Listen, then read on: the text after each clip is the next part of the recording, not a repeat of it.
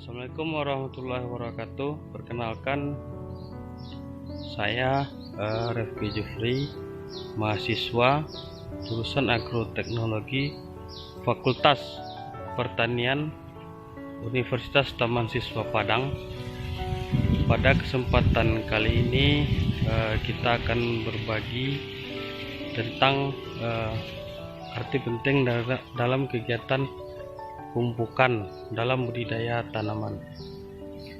Seperti yang telah kita ketahui selama ini, dalam kegiatan usaha agribisnis, baik itu tanaman pangan, perkebunan, sayuran, dan hortikultura lainnya, bahwa dalam kegiatan agribisnis tersebut atau agronomi tersebut, pemupukan memegang peranan yang sangat penting, karena 40% dari pelaksanaan kegiatan pemupukan tanaman itu berpengaruh terhadap produksi, baik mutu maupun kuantitas produksi tanaman tersebut. Maka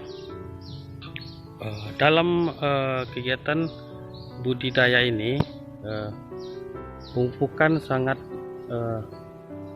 berarti sekali dan perlu kita ketahui peran dari pemupukan tersebut,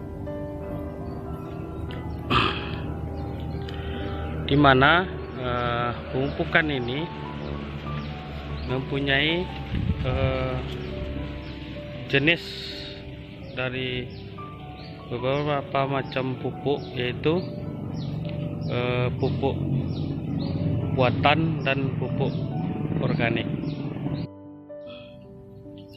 Pupuk buatan adalah pupuk yang dibuat oleh pabrik yang terdiri dari bahan kimia, ya, sebagai penyusun utama dari pupuk tersebut.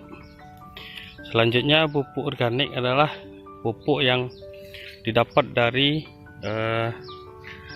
sisa hasil tanaman, hasil ternak, dan pengolahan dari bahan organik yang dijadikan sebagai bahan untuk pembuatan pupuk.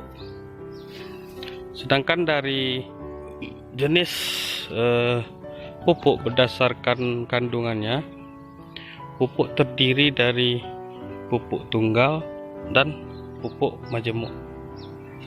Adapun pupuk tunggal terdapat dari satu jenis unsur utama saja dalam proses pembuatan pupuknya. Seperti contoh, pupuk urea itu yang mengandung unsur nitrogen yang berfungsi sebagai bahan utama untuk pertumbuhan dan perkembangan tanaman, penyusun dari sel pertumbuhan tanaman, dan membantu metabolisme dari tanaman dalam pertumbuhan dan perkembangannya. Selanjutnya, pupuk SP atau TSP,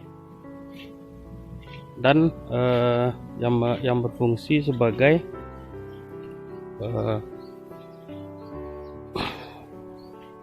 sumber utama protein dari tanaman.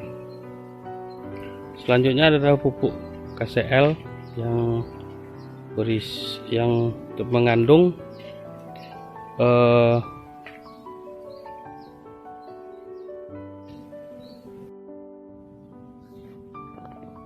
selanjutnya adalah pupuk KCl yang mengandung kalium atau MOP, yang berfungsi sebagai katalisator dari pertumbuhan tanaman dan mendukung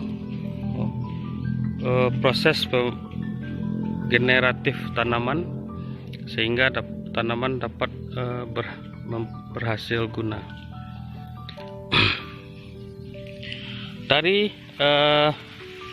Sedangkan dari pupuk organik itu kandungan yang terbanyak dalam pupuk organik itu adalah unsur mikronya.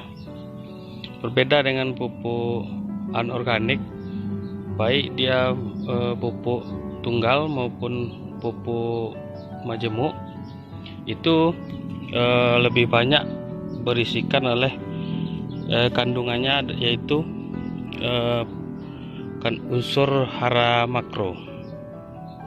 Kalau pupuk organik itu kandungan unsur haranya lebih banyak mengandung unsur hara mikro. Dalam kandungan pupuk majemuk yang seperti NPK yang berisikan unsur hara N, P, dan kalium K-nya, itu mengandung 3 unsur sekaligus, dan aplikasi di lapangannya langsung dalam proses pemupukan. Selanjutnya, jenis pupuk majemuk lainnya yaitu sejenis amopos yang berisi hanya unsur N dan sulfur saja, atau pupuk NK yang berisi hanya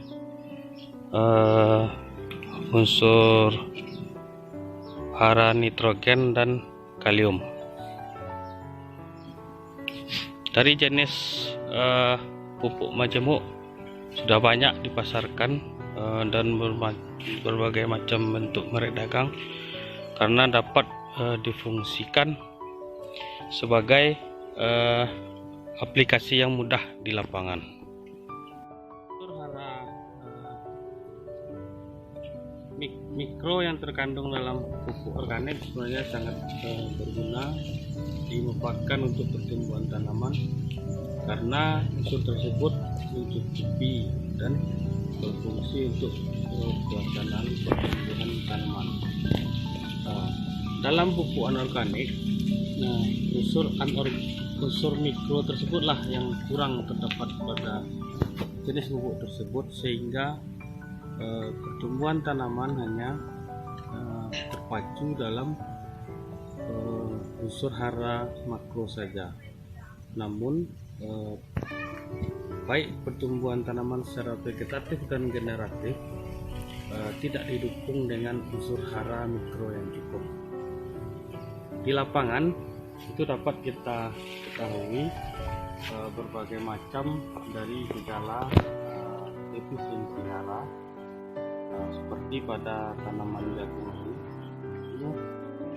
Pada daun tua terdapat proses yang sangat banyak, dari daun paling tua hingga daun pada tingkat keempat.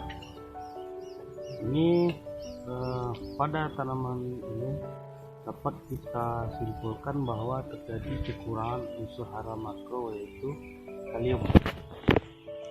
Sedangkan untuk gejala defisiensi hara lainnya itu tidak terlalu nampak pada keseluruhan pertanaman yang kita lihat pada hari ini. Namun apabila pelaksanaan budidaya pada tanaman ini, yaitu tanaman jagung, apabila dilakukan pemupukan organik, pertumbuhan tanaman mungkin akan dapat lebih berbeda, apalagi ditambah dengan pelaksanaan pembumbunan. Ini dapat kita lihat secara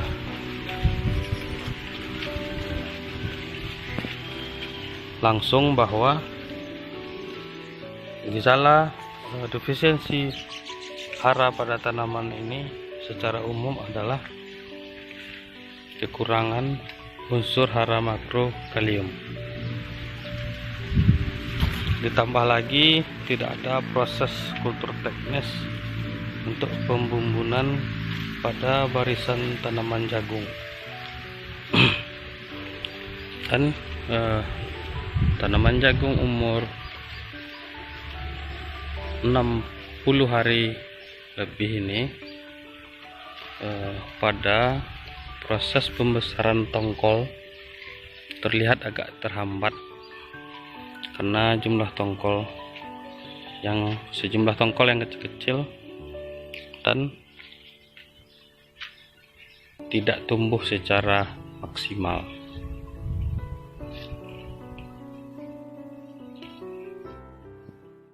Demikianlah pertemuan kita pada hari ini. Semoga apa yang telah disampaikan pada video ini dapat bermanfaat dan semoga dapat diambil hikmah dari kegiatan yang telah dilaksanakan ini. Mohon maaf atas segala kesalahan, salah dan janggal, kami mohon maaf. Wabillahi taufiq wal hidayah. Assalamualaikum warahmatullahi wabarakatuh.